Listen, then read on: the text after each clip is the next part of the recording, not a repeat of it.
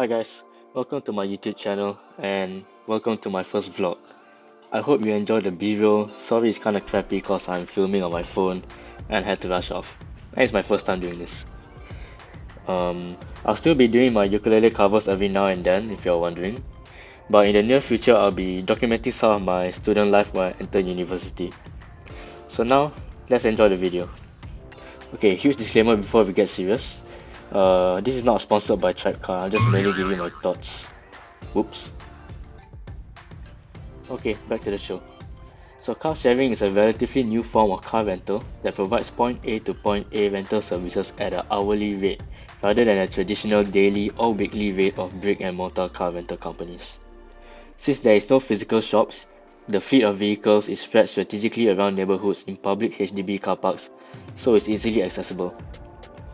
Car sharing service providers typically have a website or an app that customers can use to book their cars, which makes it really convenient for one to obtain a car.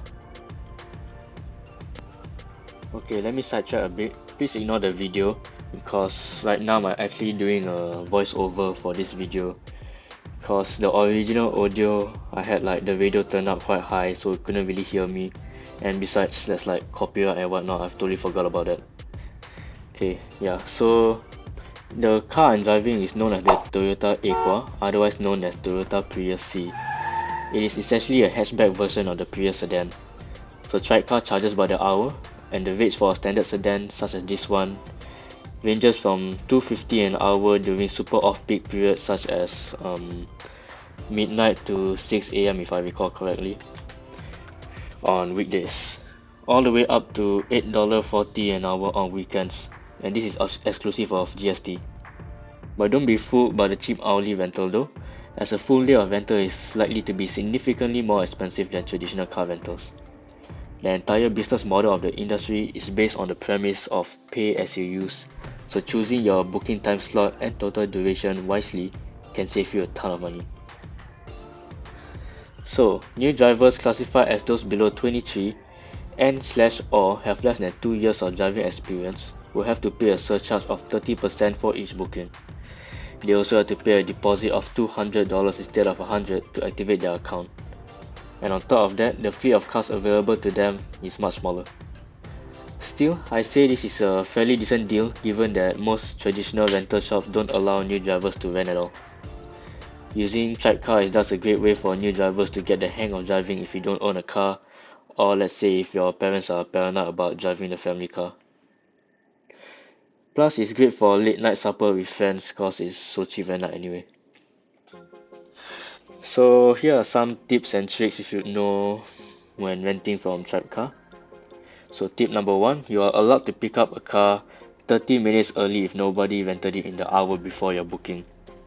By right, you should get an SMS regarding this, though from my experience most of the time they don't notify you.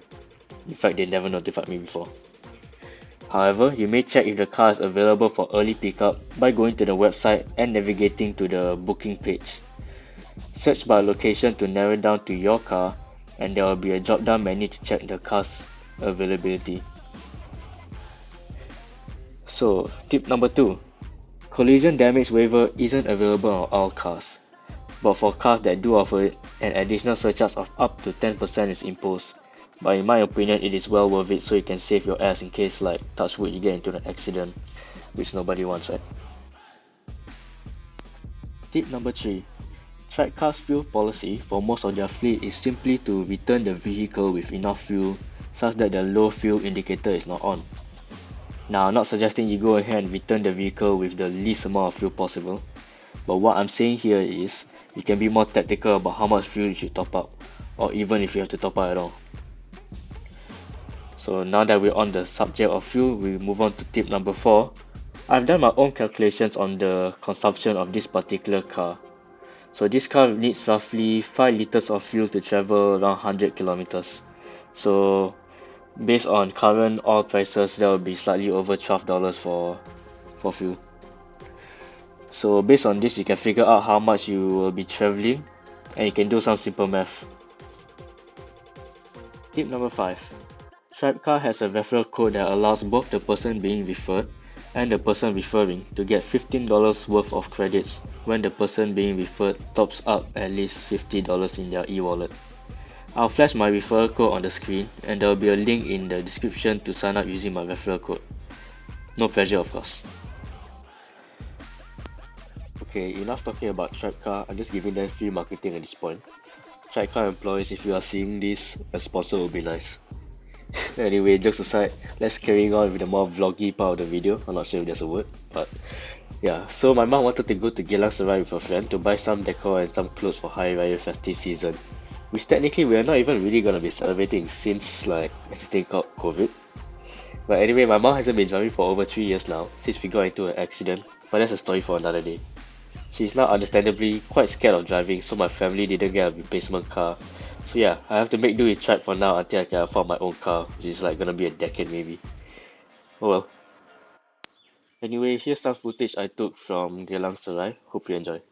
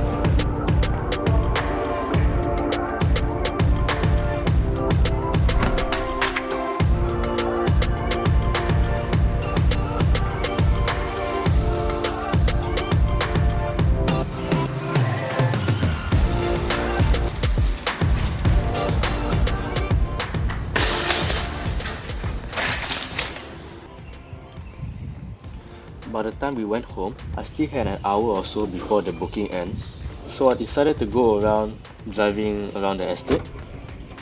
If you are somehow still watching, let me show you around some cool spots in Sembawang while just like rambling about some random nonsense here and there. I'll be mainly driving around to some colonial style estate around Sembawang shipyard, and I'll also be going up to Sembawang Park to see the sea view. Additionally, I'll also show y'all a cool little spot. It's actually a humble kampong style mosque near Sembawang Park. Let's go.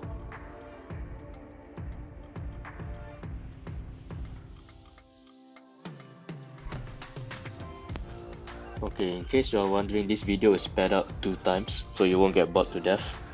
I'm not actually driving that fast. Okay, anyway, here we are at the Colonial estate. So most of these houses were built in the earlier part of the 20th century by the British, and they were used primarily as housing for officers of the British Navy to stay with their families. Now most of these houses are state property and available to rent through a bidding from Singapore Land Authority, if I'm not wrong. So some of these houses are privately owned, and if you, for whatever reason, can have 5 digits to spare every month, then you can rent some of these very cool spaces. Now as I'm driving around, take note of the street names. All the roads here are named after countries and cities. If you pay close attention, you can actually begin to see a pattern here. That is, these roads are named after the countries and cities that were former territories of the British Empire, or simply known as the Commonwealth nations. Now as I'm driving around, you can see up front there's actually a HDB estate. So this is actually a really good contrast between what is basically the traditional and the modern Singapore.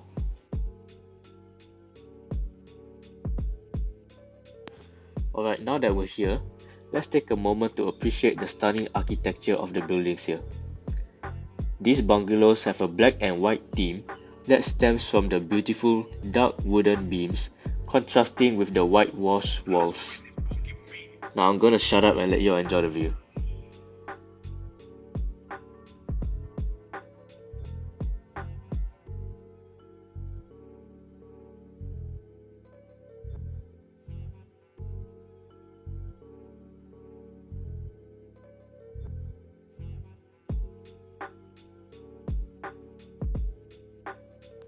Okay, so as we are approaching the next junction, we can see that we have a slightly different style of colonial buildings.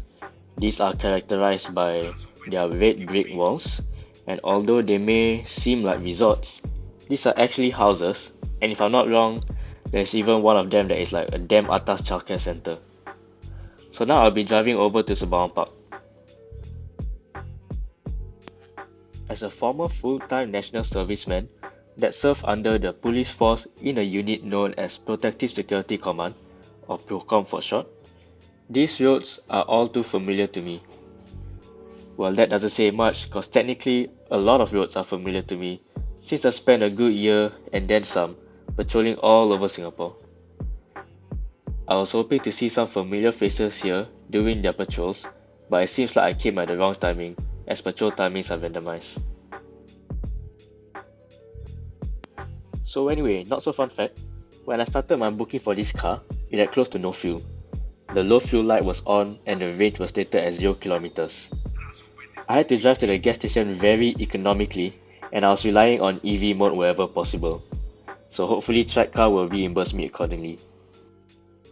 Okay, so here we are at Sembawang Park. There's a nice sea view and across the Straits of Johor, we can see, well, obviously Johor. I wanted to get out and enjoy some really fresh air, but it was drizzling so I decided not to. It's a dead end at the front and I wanted to do a 3-point turn, but clearly I'm an idiot cause that's super narrow even for a car like this. I had to do the reverse of shame while these two gentlemen on the left watched in amusement. So a quick drive from here into these private properties will lead us to the mosque I speak of earlier. The mosque is known as Masjid Petempatan Melayu Sembawang, which translates to Sembawang Malay Settlement Mosque. Now, not like super holy or whatsoever, but this is one of my favorite mosques as it's so tranquil here that you forget that you're even in the busy city state of Singapore. The roads here are pretty scary, especially at night, so don't recommend you go here alone. There are some stories that I'd rather not speak of. Due to COVID, however, there are some strict restrictions that prevented me from entering the mosque and showing y'all around. Now that it's almost time to return the car, I drove back towards the car park. And that's the end of my vlog. I hope you enjoyed the video. A thumbs up and sub would be nice. A reminder to those wanting to try out Tribecar, use my link in the description to get $15 free credits when you top up $50 into your account. Also a little PSA, drive safe everyone. This is Amir Shakir, over and out.